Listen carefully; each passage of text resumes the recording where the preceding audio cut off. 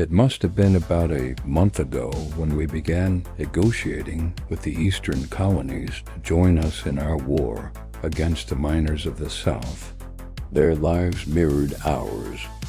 Agricultural societies spread across the red planet, tucked away and sprawling. Underground cities. The first time I visited one of those cities, Barrow, nestled at the base of a massive mountain, I wasn't even supposed to be there.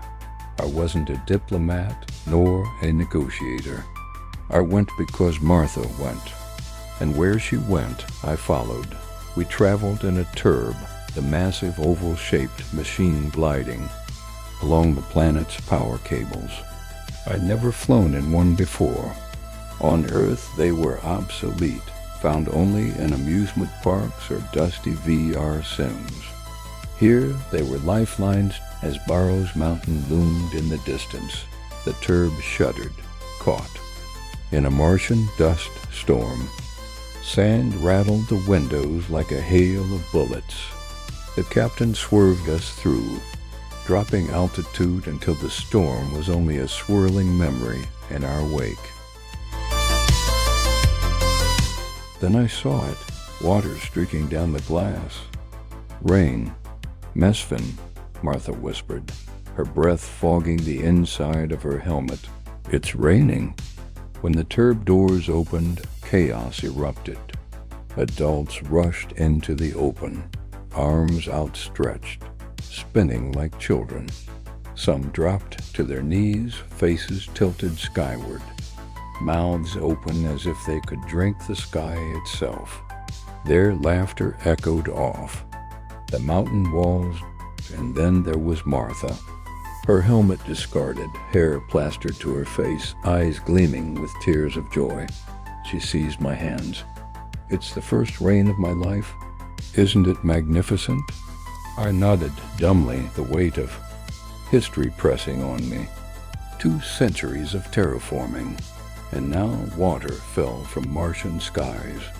For one fleeting moment, it felt like hope itself was pouring down on us, but then pain shot through my leg. I stumbled back into the turb, lifting my pant leg to reveal the swollen bruise from last week's Kerbo fight. The storm outside was nothing compared to what awaited me in the arena. The Kerbo ring smelled of dust, sweat, and anticipation.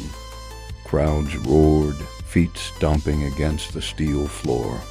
Fighters wore only shorts, bodies glistening under the arena lights, each clutching a Kerbo stick of padded rod that still managed to break bones, and pride in equal measure. My teammate Ichiro was bleeding when I joined him.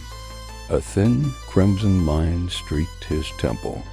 He chuckled bitterly, muttering about unfair referees before staggering away toward the medics. His place on the bench still felt warm when my name boomed over the loudspeakers.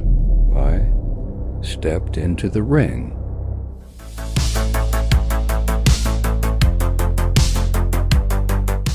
Across from me stood Marco's broad shoulders, hard eyes, and the cruel smile of a man who enjoyed breaking others. The referee's hand cut the air. The fight began. Marcos lunged first, faster than I expected. His stick whistled past my face, close enough to feel the air split. I twisted, blocked, barely managing to deflect his next strike. The crowd erupted, half in shock, half in bloodlust. He pressed forward, every blow a thunderclap against my defenses. My arms burned, ribs screamed with each impact.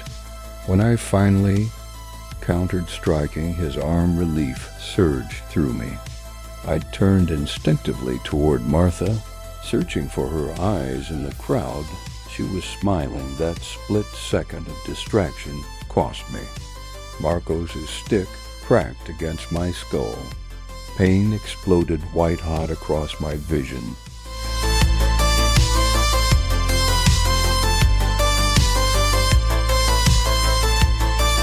I staggered, the world tilting. His follow-up slammed into my ribs, then my thigh, each strike a hammer, driving me deeper into the earth. "Come on, Mesfin."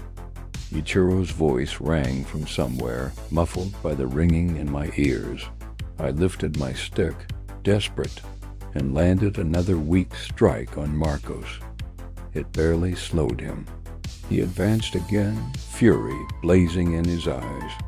The crowd roared for more, and then I saw her again, Martha, still smiling. Not mockery, not malice, something else. Pride, amusement? I couldn't tell. All I knew was the weight of her gaze pressed on me heavier than Marcos's blows. Pain blurred with shame. My grip faltered. The referee's countdown began, muffled, through the pounding in my skull. My body screamed to fight, but my spirit caved. Stop. I hurled the stick to the ground. The sound of it clattering against the steel was drowned out by cheers, jeers, and the referee declaring Marcos the victor.